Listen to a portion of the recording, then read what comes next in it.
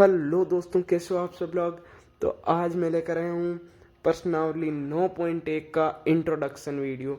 तो ये part first होगा। 9.2 के बाद पहले हम 9.1 का इंट्रोडक्शन करेंगे, बाद में इसके क्वेश्चन आंसर भी करेंगे।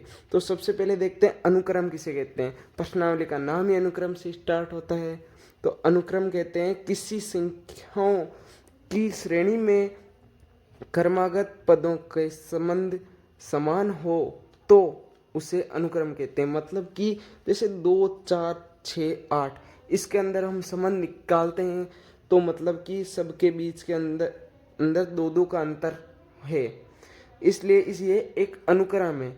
और इसके अंदर भी तीन, पहले 0.3 जुड़े हैं, बाद में 0.03 जुड़े हैं, बाद में 0.003 जुड़े हैं, इस तरह आगे जुड़ते जाएंगे।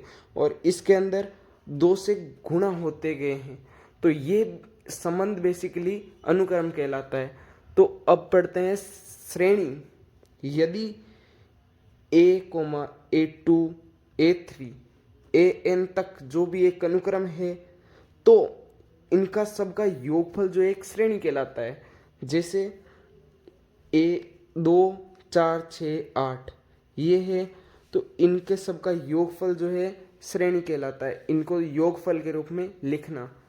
अब देखते हैं समांतर श्रेणी, जो कि 9.1 में पूरे ही 9.1 में ये छाई हुई है। तो समांतर श्रेणी आप 10वीं क्लास में भी पढ़ चुके हो, फिर भी मैं एक बार बता देता हूँ।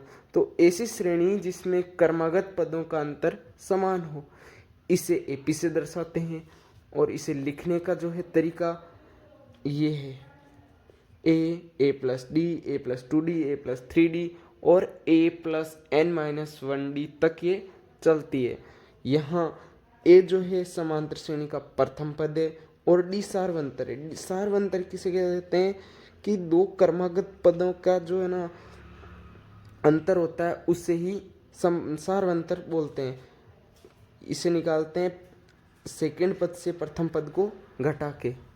तो आगे देखते हैं आगे क्या बोल रहे हैं। तो आगे है समांतर श्रेणी का nवां पद जो है a प्लस n-1d होता है, जो कि यहाँ पर भी लिखा हुआ है। तो यहाँ पर जो है n पदों की संख्या है, कौन सा पद अपन को निकालना है। तो समांतर श्रेणी का समांतर माध्य सीधा बेसिकली हमें 10th क्लास में भी हमें पता था कि a प्लस b/2 होता है। 2 पदों का बीच की जो संख्या है वही निकालना समांतर माध्य होता है, a प्लस b/2।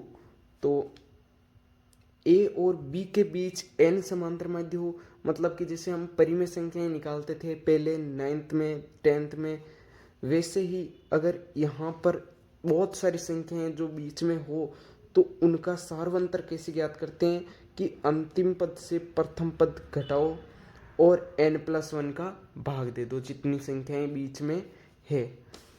तो अब आती है गुणोत्तर श्रेणी। तो गुणोत्तर श्रेणी के लिए हम अगला वीडियो बनाएंगे, तो अगले वीडियो में भी आप देखते रहना।